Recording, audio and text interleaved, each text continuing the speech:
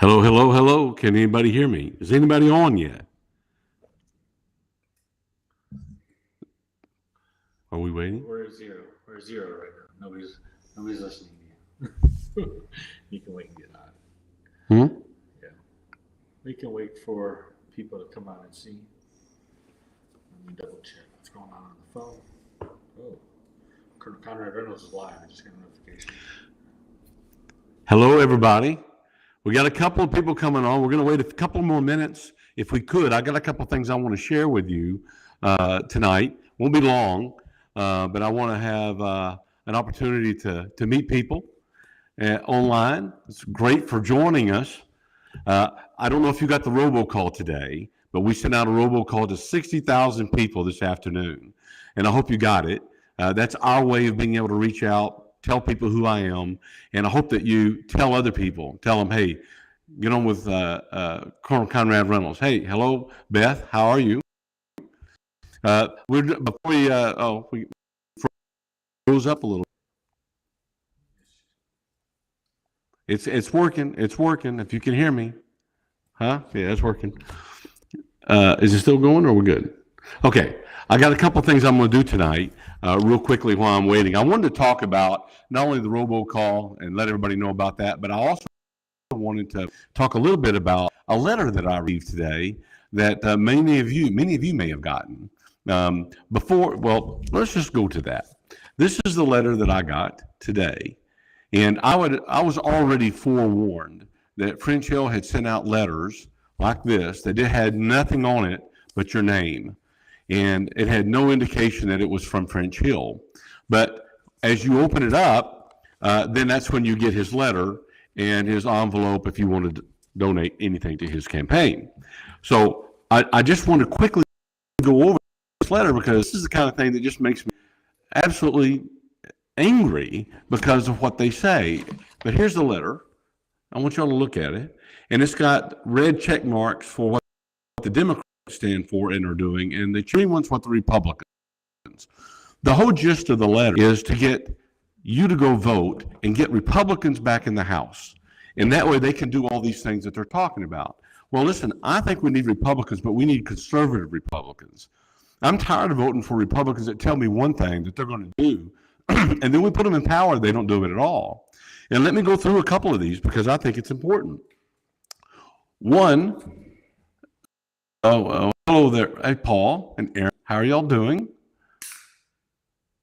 Yep, I'm going to take Free Hill down. You better believe it. But let me go through a couple things real quick, like limited government. Well, this is one of the things that he says that the Republicans are going to do. Well, if you just remember just a couple of months ago, Mr. Hill voted for the National Vaccine Database. It cost $400 million. That's not limited government. That's extreme government overreach. And he was one of the Republicans that voted for it, one of 80, by the way. And so when he says he's for limited government, he's not. Otherwise, he would have never voted for that. For all of you who are Second Amendment kind of people like me, I love Second Amendment, and because that's the only thing that keeps us safe in this country and keep us from a tyrannical government. But he's got Second Amendment, and he's got a check mark here.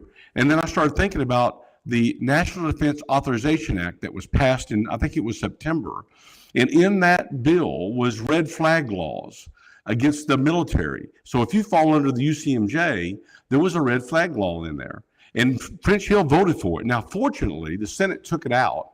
And the final passage of the NDAA, which was in December, did not include that. But Mr. Hill voted for it. So whenever he says he's for Second Amendment, just remember, ask him why did he vote for the red flag law that in September for the National Defense Authorization Act. This is the kind of stuff that drives me nuts because he should have told everybody what he was doing. If he had some strategy, he should have let all of us know, but he didn't do that. A couple of other things. Fighting for, let me look here real quick, like border security. Strong border security. Well, let me tell you about border security for all of you who are listening to me. We had a chance in 2017 and 18 to secure the border. Remember in 2016, they told us, take back the House. We're going to take back the Senate.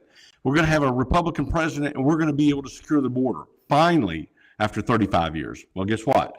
We gave them the House, we gave them the Senate. They had it for 2 years, and they couldn't get it passed. They couldn't get the border secure. They couldn't get the funding for it. President Trump all but begged for it and had to take money out of the defense budget in order to get what wall he did get built. Now they're asking for more. Let me tell you something. Every ounce of fentanyl that comes across the responsibility of the Rhino Republicans. It's all every ounce of that. Every illegal that crosses that border is because of Republicans, rhinos who didn't act during that 2-year period. So, I don't trust them at all. So this is what we got to do.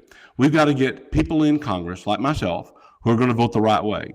There are some in Congress who do the right thing.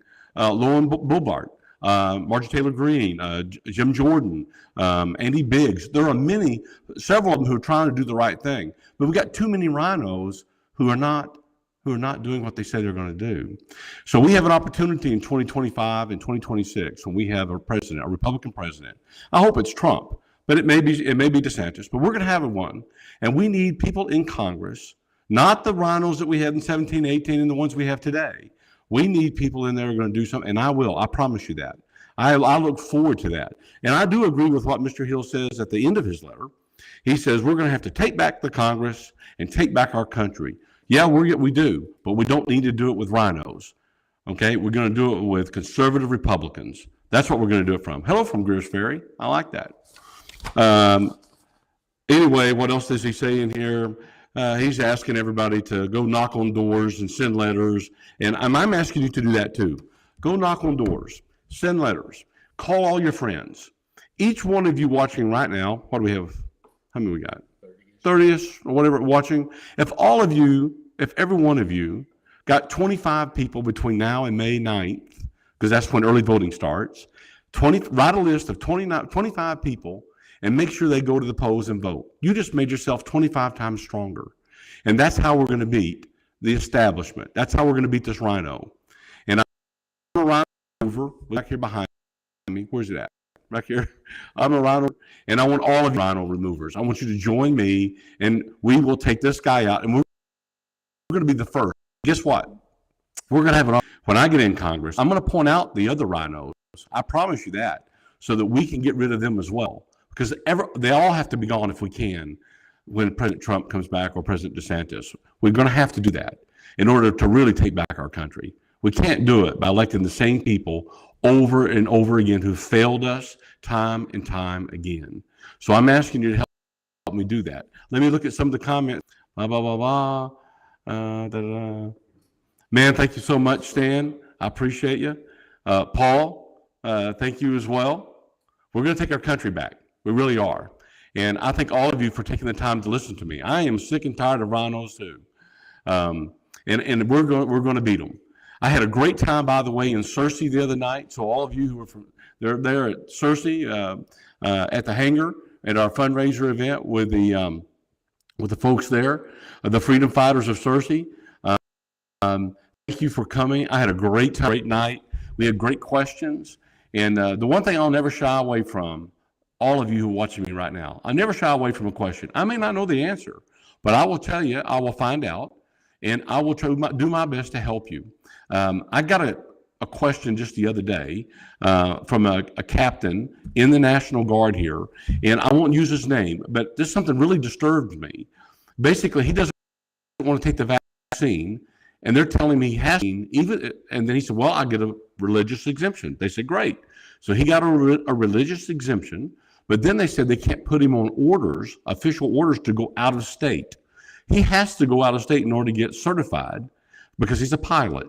And he has to go to a simulator. Well, now that he can't go, he can't get certified. So he's got a real problem maintaining his status in the military because of this rule. So I call on Mr. Hill and Tom Cotton and John Bozeman to help this man in his problem. They should have thought about this long ago when they were making these mandates, particularly for the military.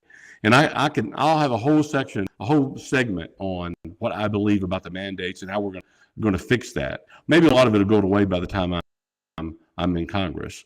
Let me see here. What else? Do I have anything else? All right. Yeah. I don't know what else I can say. I've got some great questions here. The main thing is, yes, you can text questions to my phone. My phone is 501-339-9000. It's right here. It's right there. If you want to text me a question, text me a question. I would love to answer it. I think it's important to be able to be in contact with your constituents. You're not my constituents because I'm not in office yet, but you're rhino removers, and we're all part of a group, and I really appreciate that. And let me see what else I got. Oh, hold on a second. There we go. This is my push card. On my push card, I've got everything that I stand for right here. We try to give those out everywhere we go, and we also try to give out the rhino remover pins where we can. And the first person that texts me a question, a good one, I'm going to mail you this. Yeah, I'll mail you this and this. This is a Trump bumper sticker that I got when I went down to Florida and I went to CPAC. And so if you want this, send me a question. Also send me your address and we'll send it to you. I want you to know that I'm accessible. You can always reach me. You can talk to me. And we'll do whatever we can to make sure that we get the answers to your questions. Let me see here. Blah, blah, blah, blah, blah. I'm looking here. This is kind of weird for looking at questions and what's that? You scroll. Yeah. Oh, okay. Michael asked what are my thoughts on abortion? I'm pro-life. I state that in my literature. I'm pro-life, and I'm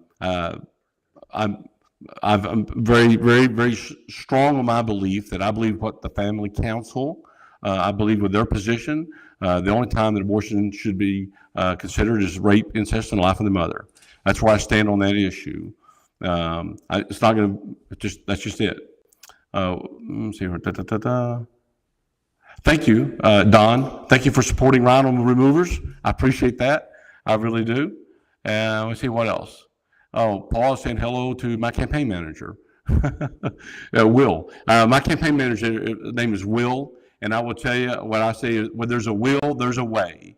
Will's been great, and he's doing everything he can from the social media standpoint to get our message out to you. And right now, we don't have commercials, but we have social media, and we're going to be texting. And by the way, tomorrow night, we're going to do a poll. So if you have an opportunity, if you see a number that's around between, 5 and 7, if you see a number that you don't recognize, go ahead and answer it. Huh? It may be a Missouri area code, but go ahead and answer it and answer the poll honestly if you could, because that's important to us so that we know where we stand and where we need to focus our attention on. Yeah, the vaccine mandates, I'm against any mandates by the federal government when it comes to that. These we're finding out now more and more as each day passes, the problems with all these vaccines.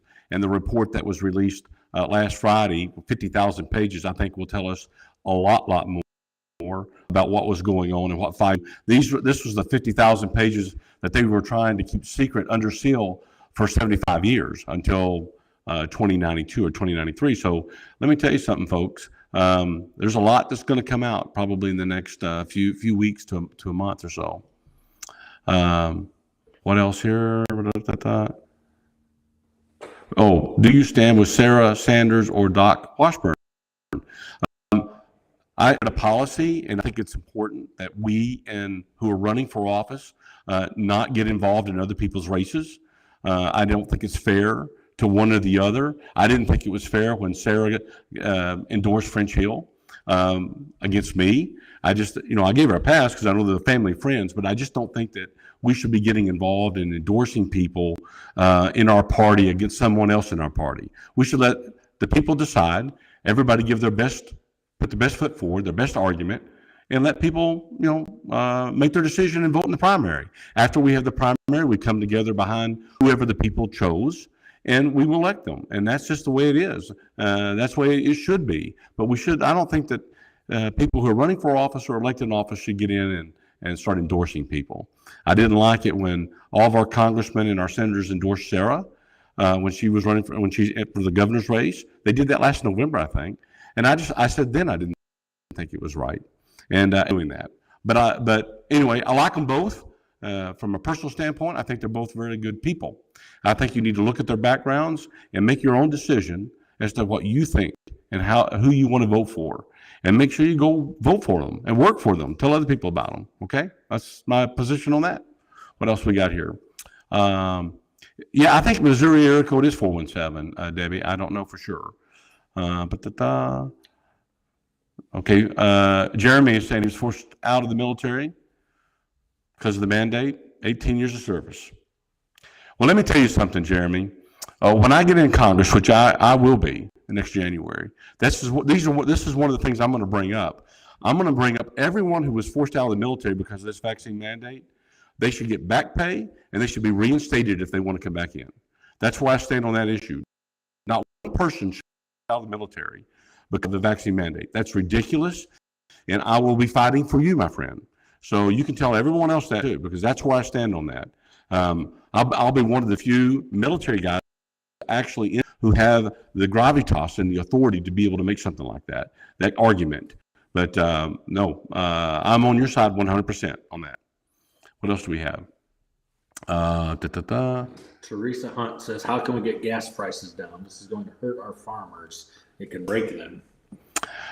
Well, the market determines a lot of that. And I will tell you, we had gas prices down under the Trump presidency. And I want to go back to that. I want to go back to what Trump was doing. It worked.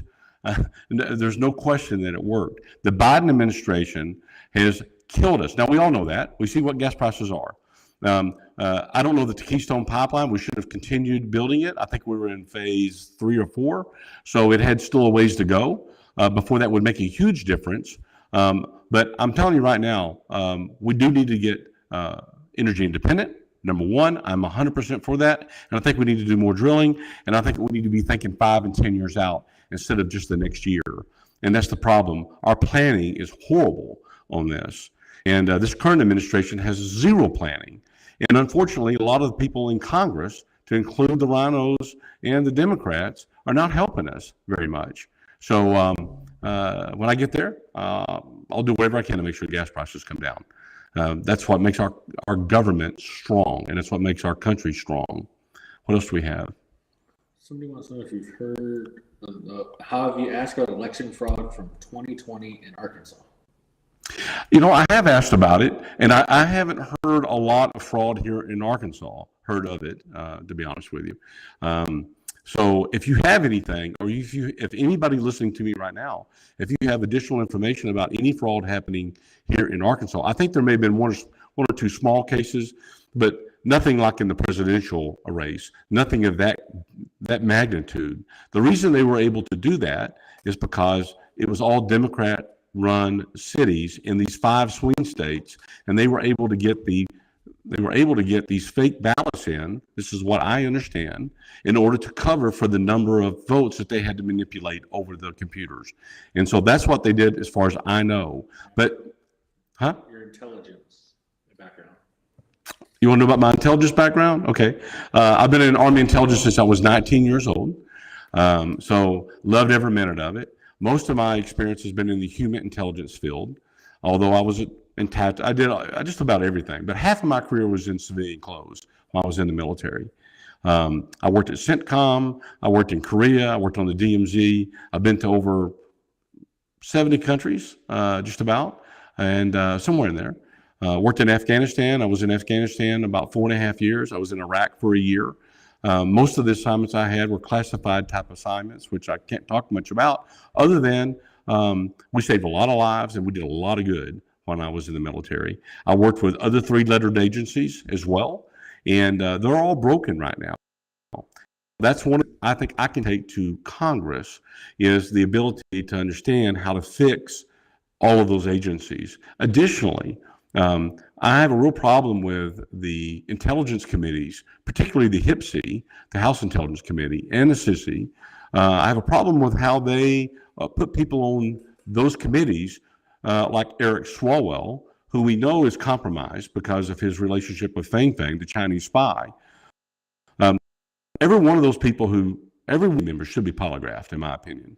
And I think there needs to be a polygraph program. In the Army and in all the other services, we have to take polygraphs. to have access to that high-level type information. And I think that that same requirement should be on Congress people as well and their staffs. So that's something that I'm going to look into, something I'm going to push while I'm there. So, but thanks for the question. And how does that tie to your thoughts on election fraud, your intelligence? To think about that a little bit, most of the work I did, of course, was overseas into foreign governments. But I will tell you this, if election results that we saw here in America, and we saw that in some of these other third world countries, we would never say it was a fair election. Never. And so, and that's why I'm just kind of baffled why my opponent, French Hill, said the election wasn't stolen. And he said, in fact, he called it fiction and folly that President Trump asserted that he won. And he turned his back on President Trump. He was ready to certify Joe Biden and didn't even want to look at any of the evidence that the states themselves said were a problem. Arizona and Pennsylvania came out and said, we've got problems here. We need a couple of weeks. And French Hill didn't give it. So I have a problem with that. And from now, for him to be blaming Biden and the administration, folks, that's disingenuous. And we can't have people like French Hill in Congress. He's been there 8 years. It's time for him to go. Okay. What do you think of helping Ukrainians with the planes they're asking for? That is I think that we ought to help Ukraine as much as we can. Hold on a second. There we go. I think we need to help Ukraine as much as we can. The sticky point gets into, what do you do about the no-fly zone? I don't have enough intelligence, access to the raw intelligence to be able to tell me if that's a smart thing to do right now or not. From a humanitarian aspect, absolutely. But from a national strategic standpoint, we're going to have to think about how we're going to get involved with this. I don't have all the answers, but I will tell you that every time we get involved, if we escalate up and up and up, then what happens? And so that's what most people are afraid of right now. Putin has nuclear weapons. And so it's a very sad situation. But you know what? If we'd had President Trump, this would not have happened. I mean, it would not have happened. So that's what I'm telling you right now. And French Hill should have known that when he was so quick to certify Joe Biden for the presidency. Scott Weiss just texted, I got an easy one. Who do you support for Speaker of the House? And President Trump. And why isn't it Kevin McCarthy? Well, let's put it this way. I don't like a lot of things that Kevin McCarthy's done. That's just a fact. I didn't like a lot of things that John Boehner did. If y'all remember John Boehner in 2014 and 15, and the very first vote that French Hill made was for John Boehner. And I will tell you, pick is probably Jim Jordan. That's who I would love to see to be Speaker of the House. I think he's an honest, articulate, and I think he would be a great guy. So he would be my first choice. We'll see what happens when I get there. Another text message. Yeah. What is your plan to help on gas prices? Well, we talked about gas a little bit earlier in the conversation. And right now, the only way to fix the gas prices here in America is for us to become energy independent. Again, we were before Biden got there. So we got to go back to the policies that we had before Biden took over. And basically, we're not going to be able to do that immediately. I can tell you that right now. Joe Biden and the Democrats control Congress right now. And Biden is not going to do the things that we want him to do. But I will tell you, I firmly think that Biden may be impeached starting next year. So look for that about January or February of next year. I think it's very likely. And then if he is, then we'll see what happens. I don't know. Kamala the vice president may be as well. So what's the next one? Jones says Republicans are supposed to balance the budget. They're as guilty as Democrats lately. Are you for being fiscally responsible and cutting spending? Our grandkids are already. Great question, and you better believe it. Look, if we don't get a hold of our spending and get a hold of this budget, it's going to be a real problem. Look, when French Hill got in 2014, let me tell you what he said. He said the biggest threat facing America was our national debt. And we were just right at $17 trillion in debt at that point. You know what we are now? 30 trillion in debt, over 30 trillion. All right. So since he's been in office, not quite 8 years, he's 13 trillion in debt. And if you look at all the presidents from George Washington all the way through George W. Bush, That's about 13 trillion. So that he added all of that during his time there. And he said he went there to cut our budget and cut the deficit, but he didn't do either. So I think by his own definition about failure, he said failure is politicians who stay too long and spend too much. And I think that he fits his own definition. It's time for him to go. Paul Kirkdorfer said, I agree about the polygraphs. He's an examiner, was recruited by several agencies, but needs to trust who he's working with. Another question. What are your thoughts on the J6 political prisoners? Oh, well, let's put it this way. I'll be very clear about what I think. I think people who committed misdemeanors and they're being held in solitary confinement for a year is wrong. Is wrong. They're political prisoners and they need to be released. Anybody who broke the law, by the way, because my son is a DC policeman, okay? So anybody that broke the law needs to go to jail. They need to be punished for that. I'm a law-abiding person. I've always been a law-abiding. My father was an Arkansas State policeman, so I believe in following the law. And those who broke the law, yes, but this is cruel and unusual punishment as far as I'm concerned. And these people who are being punished for misdemeanor offenses, I think is wrong. And so, yeah, they are political prisoners, and we need to do something about it. You know, something else that really bothers me is that none of the other Congress stand up, except Marjorie Taylor Greene, Louis Gohmert, and I think Matt Gaetz. But just about it's crickets from everybody else, and that bothers me. So anyway, it's a sad situation in America.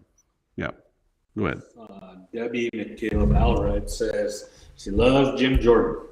Me too. Teresa Hunt does not want McCarthy. Biden administration has sabotaged the United States and its people with destructive policies. So we got those. Not really any questions, just a couple comments on those. Right. I see a couple. CRT. Well, a couple of them are talking about. Oh yeah, the CRT. Or we'll talk about that in a minute. But some people are talking about some families who went to the January 6th thing. I almost went. I was supposed to go. Something came up and I couldn't make it, but I was going to go there. So those people who are being harassed by the FBI or harassed by any law enforcement agency, that needs to stop. But I don't hear enough voices from Congress to stop it. And Congress has really got the power of the purse. They've got the money that they can withhold money in order to get some of these organizations to heal, to come back to common sense. But we have a lot of folks, ladies and gentlemen, who are in charge in these organizations that are far left. They need to be identified and they need to be pushed out. Go ahead. What was the other one? CRT. I call CRT communism, racism training. That's what I call it. CRT needs to go. We have it here in Arkansas. We have what I call CRT Light. I've seen it in some of my own children's. I have two younger children, and I've seen it in some of their studies. We have it here. So get involved, get with your school boards, and talk to them. Look at what they're being taught.